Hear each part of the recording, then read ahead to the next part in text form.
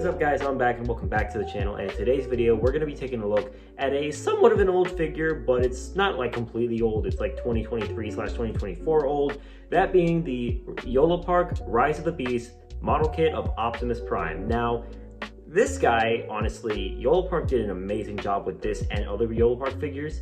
If you guys want me to review other Yolopark kits, let me know in the comment section down below.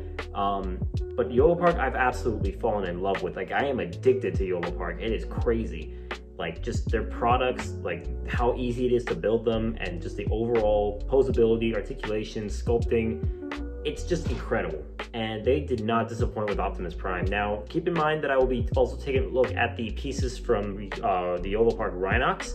Rhinox comes with the weapons of Optimus Prime. These two are separate, just want to keep that in mind. But with that, guys, I don't think we should waste any more time. Let's get straight on into the review. And here we are with the Yolopark Rise of the Beast Optimus Prime. This figure just overall sets such a new standpoint for what Yolopark could be and what model kits could be overall, as being such a simple design and being able to be built up so easily, and yet has so much detailing, so much posability, and just overall looks so incredible. This guy just truly set a brand new bar, and I'm going to show you all that as we take a closer look here at Optimus Prime.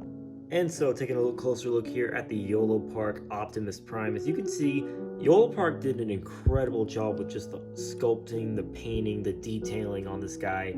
It's one of those model kits that's very simple to construct and yet looks so good when it's complete. And obviously, due to the fact that these are model kits, they don't transform, so it allows them to get all of those absolutely fantastic points of detail.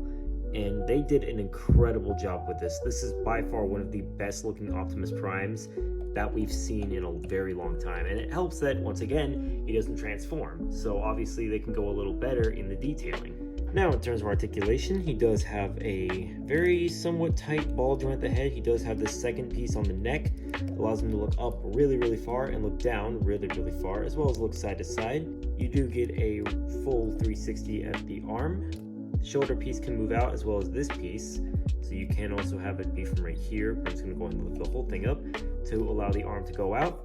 You do have a swivel here. If you move this piece up, you do get a double bend at the elbow. You do get a wrist swivel, which is technically a ball joint, so it does allow for a lot more wider range of articulation. You do surprisingly have an ab crunch, as well as a waist swivel. If you go ahead and lift up this skirt piece right here, you can get a somewhat decent kick out of the leg. But of course, if you want, you can bring the leg a little more down to allow for a little slightly better kick. The legs are kind of on these shifting hips, or shifting pieces. And then the back skirt is a whole piece, so you can bring the leg about that far. And obviously, if you bring these up and bring them out of the way, you do get a somewhat decent spread. But again, if you bring these pieces down, you do get a much better spread. You do get a swivel here, technically a double bend at the knee, although it's because there are literally two different points of articulation at the knee, and the foot is on a ball joint, as well as having an ankle, as well as having a foot pivot. You do have a regular pivot, so it allows the articulation to allow them to get into a lot of very dynamic poses, and it's something that I really do enjoy about these model kits, and it allows to bring a very unique aspect to the table. Now, turning over to his accessories, to begin with, you do get some alternative hands. You do get these fists, which these definitely help in having a more serious look to them. And the way you attach these are pretty simple. You just take the hands, pop them off the ball joints, and then go ahead and put the other hands onto the arms. And it definitely allows for some more unique articulation. You do also get a pointer hand, and again, just go ahead and pop this off and get the hand on the plug like so. And this definitely allows you to have them be commanding the Autobots, which I think is a pretty cool thing to see. And finally, you get a gripping hand, and you might be wondering, what is this for? Well, thanks to the Yolopark Rhinox, that is for the battle axe. And again, the weapons come with Rhinox, so just keep that in mind. So you basically slip this in, and you got to take this bottom piece off of the axe before you put it on. So you just slip it on like that, and again, you attach it the same way, and it allows you to get in some poses with the axe. Following up with that, you get a set of blades, and the way you attach these, I prefer to attach them with the fists, So you just take the fist off, you take this hook piece and you hook it on the bottom of the ball joint. So kind of like behind it almost, as you can see there. And then you can fold it around, and then obviously you reattach the fist like so, and allows you to have his weapons from the movie, which I think these look absolutely phenomenal. But what good is a set of blades without a set of cannons? And once again, you attach it the same way. You take this off, and then these do have specific sides you got to attach them on. I believe this is the cannon for this arm.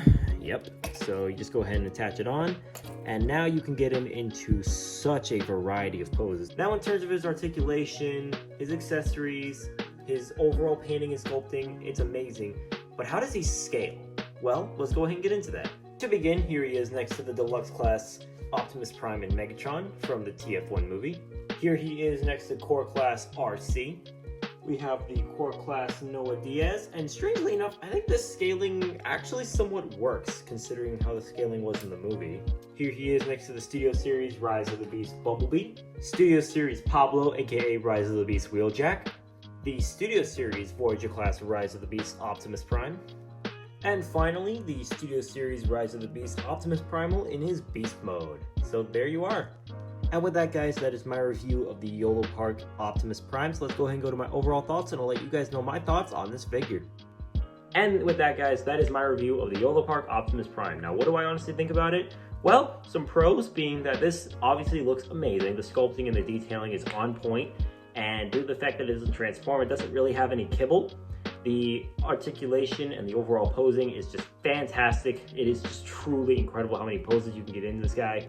And it just overall is an incredible figure to have on display. And when you get the weapons, it makes them look 10 times better.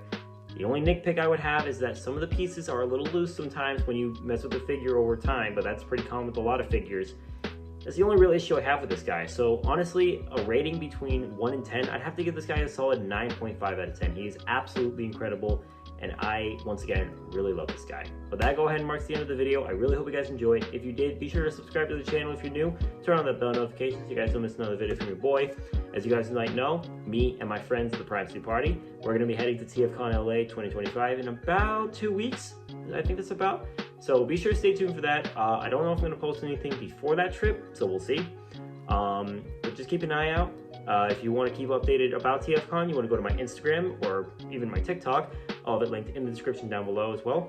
And yeah, be sure to like the video, comment down below your thoughts on Yolopark as a whole, and even the Yolopark Optimus Prime. And let me know what else you guys want me to take a look at. I'm really interested. And with that, guys, I'll catch you on the next one. Have a good day, have a good night, and I'll catch y'all on the flip side. Be sure to like, follow, and subscribe. This is Optimus endorsing Thundermus Prime.